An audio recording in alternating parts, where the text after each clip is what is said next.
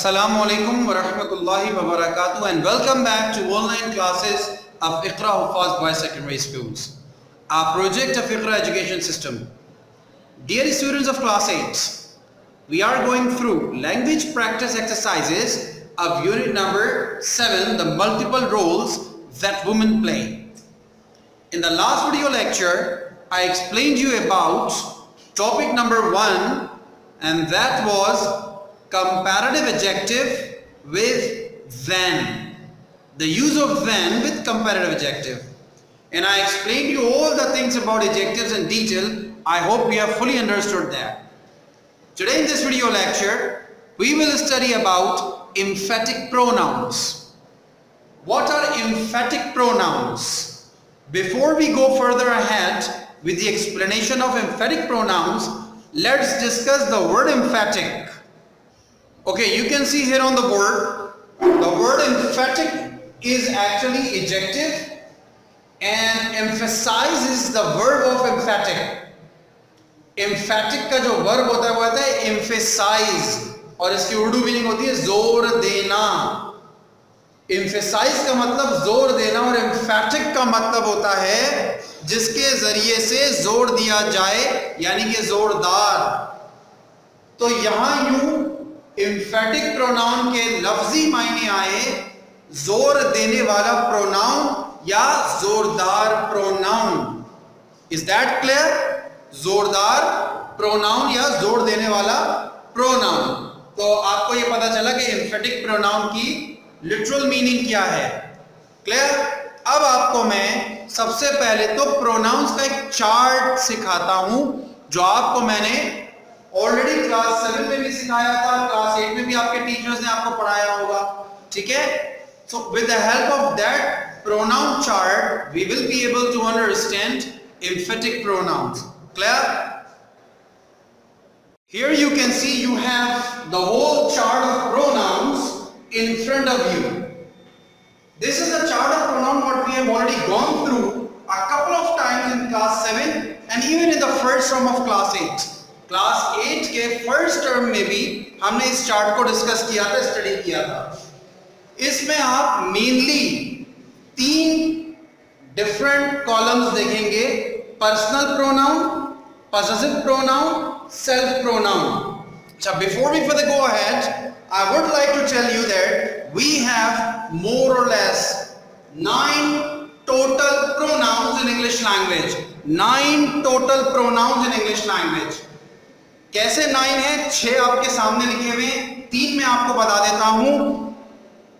Demonstrative pronoun, interrogative pronoun, relative pronoun.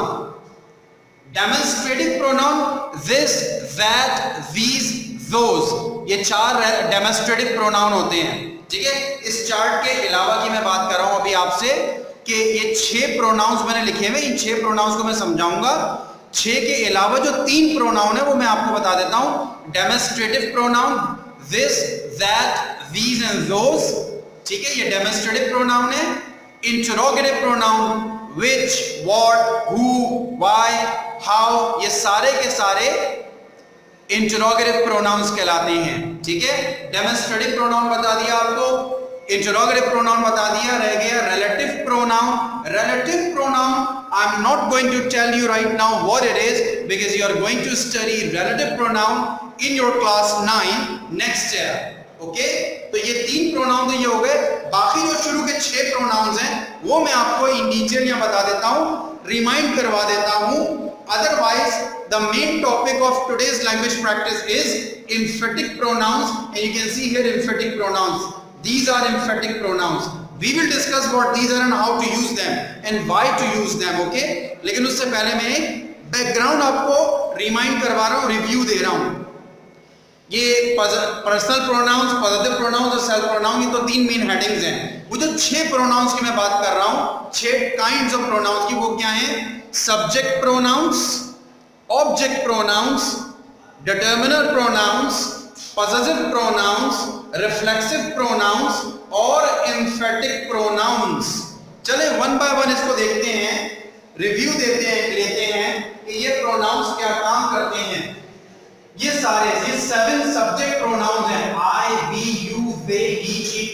अच्छा, इन 6 pronounce को इस तरतीब से लिखने का एक मकसद है, वरना मैंने आपको 3 प्रोनाउंस अलग से बता दिए ना, डेमोस्ट्रेटिव प्रोनाउन, इंटरोगेटिव प्रोनाउन और रिलेटिव प्रोनाउन, लेकिन ये जो शुरू के 6 प्रोनाउंस हैं इनका आपस में ताल्लुक है। इन 6 प्रोनाउंस को देख रहे हैं हम। असल में हमारे पास टोटल 7 प्रोनाउंस होते हैं इंग्लिश में, I, we, you, they, he, she और इट। ये सारे के सारे वो प्रोनाउंस हैं जो जुमले में सब्जेक्ट पोजीशन पर आते हैं। आपको पता है कि हम जब भी जुमला बनाते हैं, सेंटेंस बनाते हैं, तो उसकी स्टार्टिंग सब्जेक्ट से होती है। जब भी कोई प्रोनाउन सब्जेक्ट पोजीशन पर आता है उसे हम सब्जेक्ट प्रोनाउन कहते हैं, और वो सब्जेक्ट प्रोनाउन ये 7 हैं जो आपके सामने लिखे हैं, I, we, you, they, he, she, it.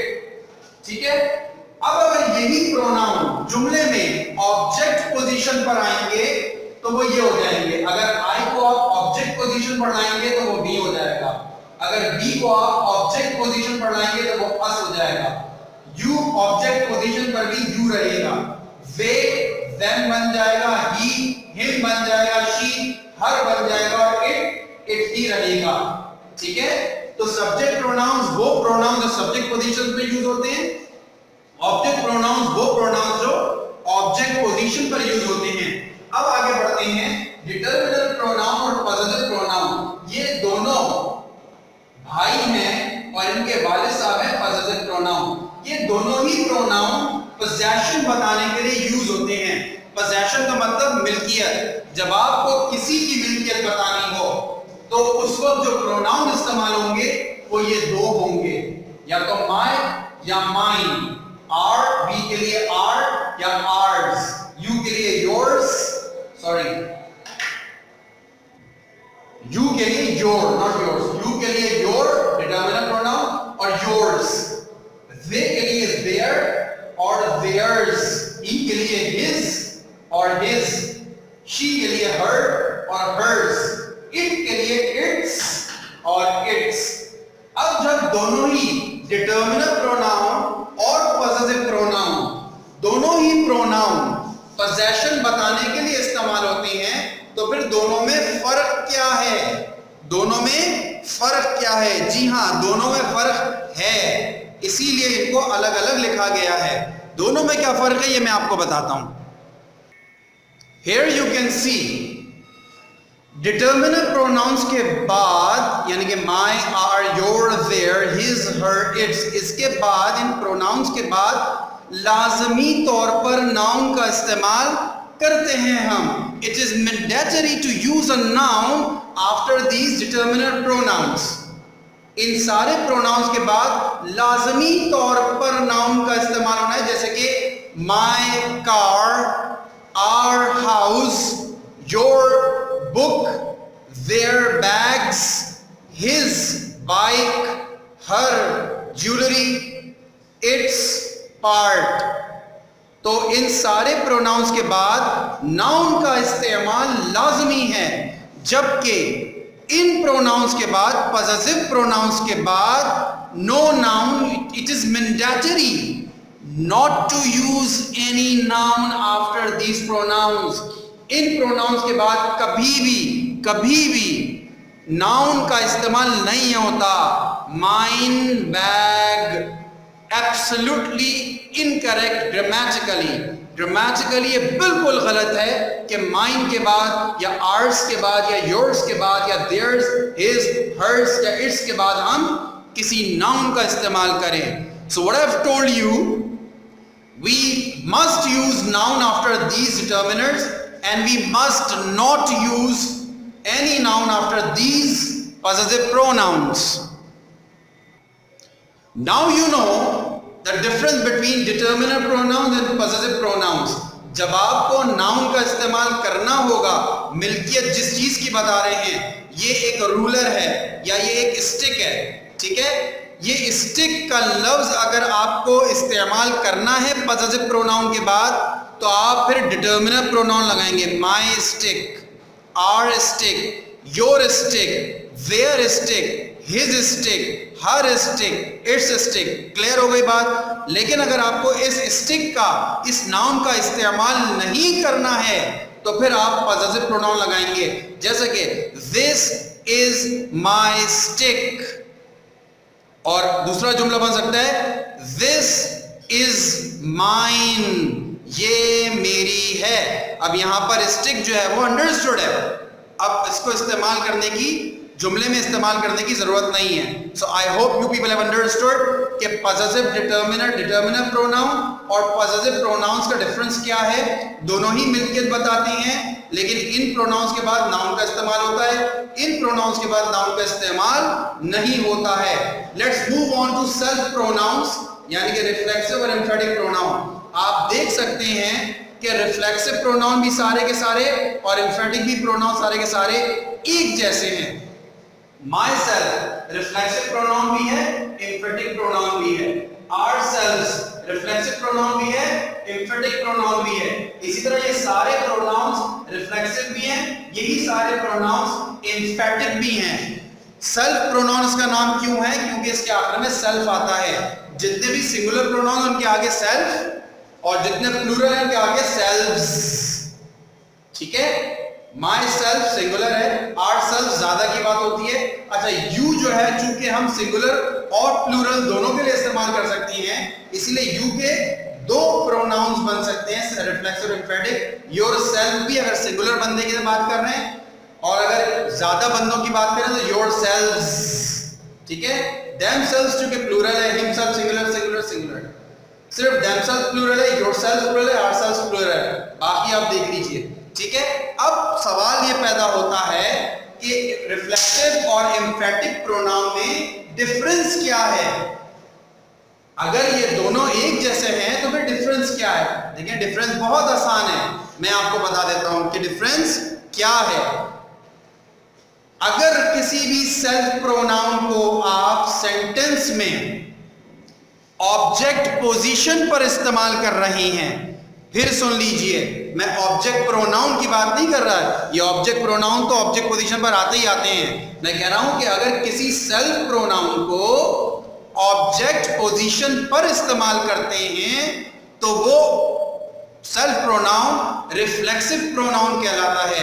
But in the other case, अगर आप किसी भी सेल्फ प्रोनाउन को अदर देन ऑब्जेक्ट पोजीशन के अलावा इस्तेमाल करेंगे तो उस सेल्फ प्रोनाउन को एम्फेटिक प्रोनाउन कहा जाएगा। मैं एक छोटी सी मिसाल आपको देता हूं on the top of the board. Now you can zoom in and look at these two sentences. I cut myself, I cut my finger myself. दोनों सेंटेंसेस में I जो है वो सब्जेक्ट पोजीशन पर है, कट वर्ब पोजीशन पर है, और ऑब्जेक्ट पोजीशन पर पहले जुमले में सेल्फ प्रोनाउन दिया हुआ है, I cut myself।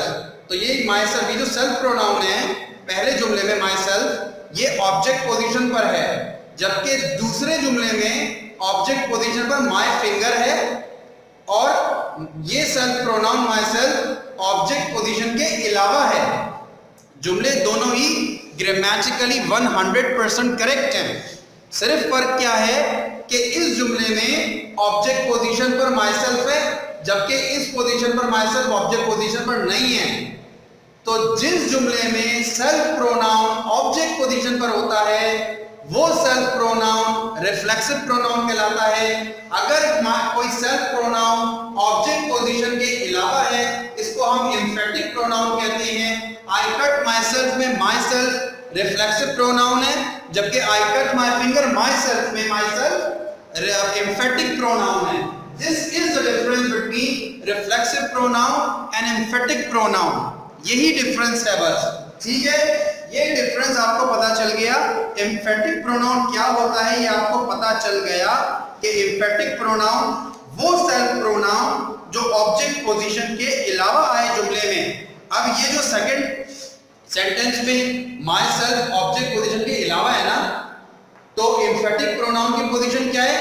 Other than object, जिसको हम एडिशनल कह सकते हैं, इजाफी कह सकते हैं ना। सब्जेक्ट वर्ब और ऑब्जेक्ट के अलावा है। देखिए, I subject, cut verb, my finger object. तो ये माई सेल्फ क्या हुआ, एडिशनल हुआ, इजाफी हुआ। एडिशनल किसे कहते हैं हम, जो सब्जेक्ट वर्ब और ऑब्जेक्ट के अलावा जितने भी अल्फाज होते हैं जुमले में वो एडिशनल कहलाते हैं। तो इसका मतलब ये हुआ कि जब सेल्फ प्रोनाउन ऑब्जेक्ट पोजीशन पर होगा तो रिफ्लेक्सिव प्रोनाउन होगा, और जब एडिशनल पोजीशन पर होगा तो एम्फेटिक प्रोनाउन होगा। अब ये एडिशनल पोजीशन इसकी यहां भी हो सकती है और आई के फौरन बाद भी आ सकती है। इसको यूं भी कह सकते हैं, I cut my finger myself. यूं भी कह सकते हैं, I myself cut my finger. ठीक है, तो ये एडिशनल है चूंकि, तो ये इस जगह से उठकर आई के बाद भी आ सकता है। ठीक है, you cut your finger yourself और you yourself cut your finger, both are correct. तो आपको कंक्लूजन ये पता चला कि एम्फेटिक प्रोनाउन किसे कहते हैं। एम्फेटिक प्रोनाउन वो सेल्फ प्रोनाउन जो जुमले में ऑब्जेक्ट पोजीशन के अलावा यानी कि एडिशनल पोजीशन पर आता है। जब भी कोई सेल्फ प्रोनाउन ऑब्जेक्ट पोजीशन पर होगा, इन अल्फाज को याद रख लीजिए, जब भी कोई सेल्फ प्रोनाउन ऑब्जेक्ट पोजीशन पर होगा वो रिफ्लेक्सिव प्रोनाउन होगा, और जब भी कोई सेल्फ प्रोनाउन एडिशनल पोजीशन पर होगा वो एम्फेटिक प्रोनाउन कहलाएगा। Is that clear? I am giving you a home assignment related to emphatic pronouns. There are two exercises given on pages number 143 and 144. Exercise number 4 and exercise number 5. इसमें आपको सिर्फ क्या करना है, emphatic pronoun लगाने हैं, subject और उससे मुताबिक। अगर सब्जेक्ट I गिवन है तो उसका emphatic pronoun myself आएगा, अगर B गिवन है तो ourselves आएगा, so on and so forth। आप सब्जेक्ट के मुताबिक emphatic pronoun लगाते हैं। भाई emphatic pronoun और reflexive pronoun हमेशा सब्जेक्ट के मुताबिक होता है। आप बात समझ रहे हैं अमार साहब, आप समझ रहे बात? तो जब भी आपको emphatic या reflexive pronoun लगाना होगा आप सब्जेक्ट के मुताबिक लगाएंगे। I am giving you a home assignment on the board. So I have given you a home assignment on the board here. Do language practice exercises 4 and 5. ये book में ही करनी है आपको, कॉपी में नहीं करनी, बुक में ही करनी है। So that's all for today, my brothers, and that's all for forever, I think. Inshallah, this is the last video lecture online. We are going to have physical classes from Monday onwards. Hopefully, we will not have lockdown again, and we will not have the schools shut down again. You also pray, I will pray. We will meet in physical classes, face to face. We will talk, we will study together. We will meet again, inshallah ta'ala. Till then, take very good care of yourselves. Assalamu alaikum wa rahmatullahi wa barakatuh.